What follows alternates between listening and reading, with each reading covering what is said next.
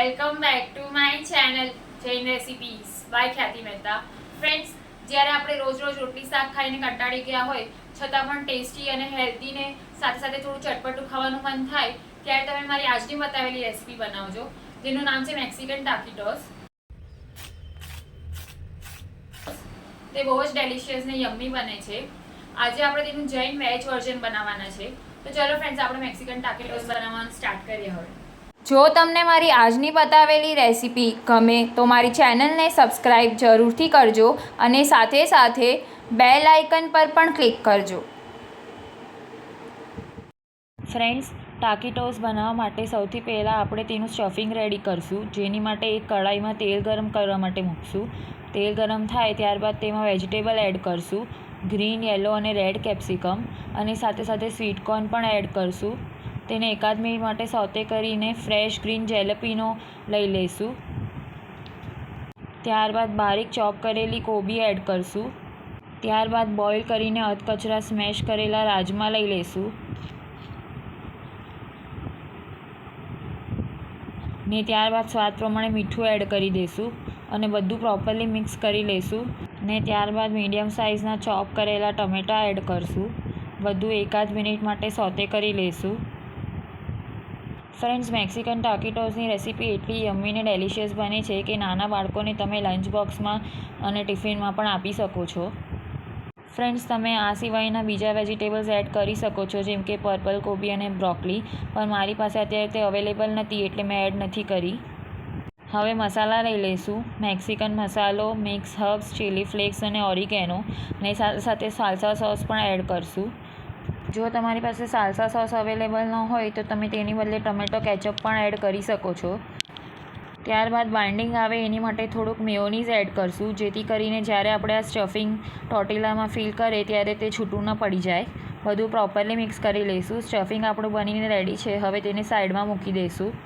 હવે આપણે એક ગ્રીન ચટણી રેડી કરશું ટોર્ટિલા પર સ્પ્રેડ કરવા માટે, જેની માટે મેં અહીંયા કોથમરી, કોથમરીના સ્ટેમ્સ, લીલા મરચાં, પાસલે, સિંગદાણા અને લીંબુનો રસ લીધો છે. સૌથી પહેલાં સિંગદાણાને મિક્સર જારમાં લઈને તેને ગ્રાઇન્ડ કરી દઈશું અને ત્યારબાદ ગ્રીન ચટણી માટેના બધા ઇન્ગ્રીડિયન્ટ્સ જે પ્લેટમાં છે તે મિક્સર જારમાં એડ કરી દઈશું અને સાથે સાથે સ્વાદ પ્રમાણે મીઠું એડ કરી દઈશું ને બધું પ્રોપરલી ગ્રાઇન્ડ કરી લઈશું મિક્સરમાં. ફ્રેન્ડ્સ, જો તમારી પાસે પાસલે અવેલેબલ ન હોય તો તમે તેની બદલે કોથમરીની ક્વોન્ટિટી ઇન્ક્રીઝ કરી શકો છો, અથવા તો જો તમને બેઝિલ એડ કરવું હોય તો પાસલેની બદલે તમે બેઝિલ પણ એડ કરી શકો છો. હવે ગ્રીન ચટણી ગ્રાઇન્ડ થઈને રેડી છે. હવે મેં એક બોલમાં થોડું મેયોનીઝ લીધું છે. તેમાં આપણે જે ગ્રીન ચટણી પ્રિપેર કરી છે તે એડ કરી દઈશું, જેથી કરીને તેનો ટેસ્ટ વધારે સારો આવે. પ્રોપરલી મિક્સ કરી લઈશું. ફ્રેન્ડ્સ, ચટણી આવી થીક જ રાખવાની છે, ઢીલી નથી કરવાની, જેથી કરીને જ્યારે આપણે ટોર્ટિલા પર તે સ્પ્રેડ કરીએ તો ટોર્ટિલા પોચા ના પડી જાય. ફ્રેન્ડ્સ, જરૂર પડે તો જ એકાદ ચમચી જેટલું પાણી એડ કરવાનું છે ગ્રીન ચટણી પીસતા વખતે. મેં તો અહીંયા બિલકુલ પણ એડ નથી કર્યું કારણ કે મને જરૂરત નથી પડી. હવે મેં અહીંયા રોટલીના લોટમાં મીઠું એડ કરીને તેમાંથી 6 ટોર્ટિલા બનાવીને રેડી કર્યા છે. ટોર્ટિલા પર ઘી અપ્લાય નથી કરવાનું. ટોર્ટિલા રોટલી કરતાં થોડાક વધારે જાડા રાખવાના છે અને બંને બાજુથી પ્રોપરલી લોડી પર શેકી લેવાના છે. તમને જો મેંદાનો લોટનો ઉપયોગ કરીને તેમાંથી ટોર્ટિલા બનાવવા હોય તો તમે તેમ પણ કરી શકો. હવે એક ટોર્ટિલા લઈને તેના પર ગ્રીન ચટણી જે રેડી કરી છે તે સ્પ્રેડ કરી દઈશું અને ટોર્ટિલાની ફરતે થોડી જગ્યા છોડીને સ્પ્રેડ કરશું, જેથી કરીને ટોર્ટિલા ફોલ્ડ કરતી વખતે તે બહાર ના આવી જાય. ત્યારબાદ તેના પર જે સ્ટફિંગ રેડી કર્યું હતું તે વિડીયોમાં બતાવેલી રીત પ્રમાણે મૂકી દઈશું અને ત્યારબાદ તેને પ્રોપરલી ફોલ્ડ કરીને તેનો એક રોલ રેડી કરી દઈશું. ફ્રેન્ડ્સ, મેં તમને અહીંયા 2 ટાકીટોસ ફોલ્ડ કરીને બતાવ્યા છે. આવી જ રીતે આપણે બીજા બધા ટાકીટોસ પણ રેડી કરી દઈશું. ટોટલ 6 ટોર્ટિલા બનાવેલા છે, તો તેમાંથી પહેલાં 3 ટાકીટોસનો એક બેચ બનાવીને તેને શેલો ફ્રાય કરી લઈશું ને ત્યારબાદ બીજા બેચમાં બીજા 3 ટાકીટોસને પણ રેડી કરી લઈશું. હવે મેં અહીંયા એક મોટો તવો લીધો છે. તેમાં ટાકીટોસનો પહેલો બેચ શેલો ફ્રાય કરવા માટે મૂકશું ને ત્યારબાદ તેની આજુબાજુ ફરતે બધી જ જગ્યા પર તેલ પોર કરી દઈશું. હવે ટાકીટોસને બધી જ બાજુ આવી રીતે ફેરવતા ગોલ્ડન બ્રાઉન અને ક્રિસ્પી થાય ત્યાં સુધી શેકી લઈશું. જો તમારી પાસે રોટલી કરવાનો તવો અવેલેબલ હોય તો તેનો જ ઉપયોગ કરજો. નોનસ્ટિક લોડી પર ટાકીટોસ એટલા ક્રિસ્પી નહીં થાય.